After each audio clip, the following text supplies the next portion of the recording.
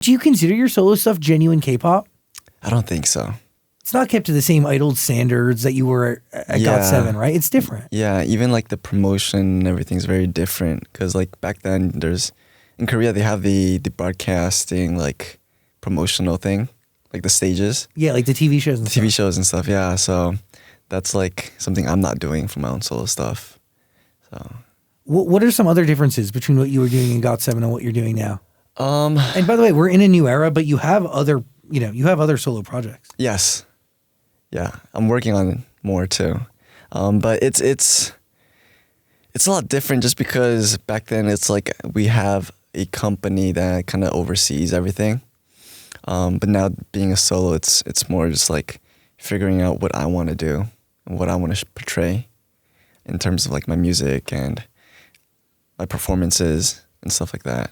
Totally get that. But so you did like a lot of the creative lifting with GOT7, right? Even though you shared the responsibility, you were writing a lot of those records. Yeah. So the records, the members, we all wrote certain songs off the albums and stuff like that.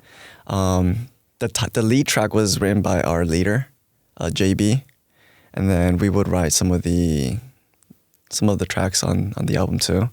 But I think it was like more of a internal like creative process with the company. They would tell us like, okay, this time you guys are going to be writing about a certain topic, right? And then we would go into the studio and like write our own versions, I guess, of that topic and kind of like keep it cohesive in that same world. Now you're dictating the topics? Yeah.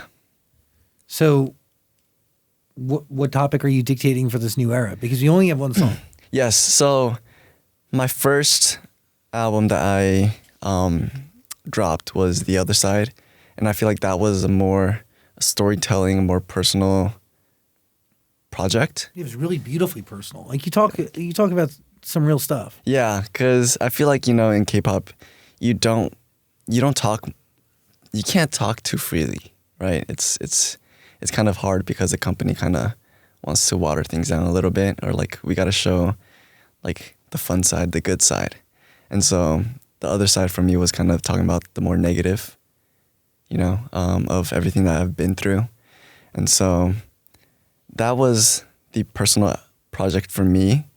And then I feel like for this project, because I went on tour and everything, and I wanted to create another project that was more focused on performance. And I feel like that album, The Other Side, was more, free. Like I'd be on stage. There wasn't much choreo. It was kind of less produced.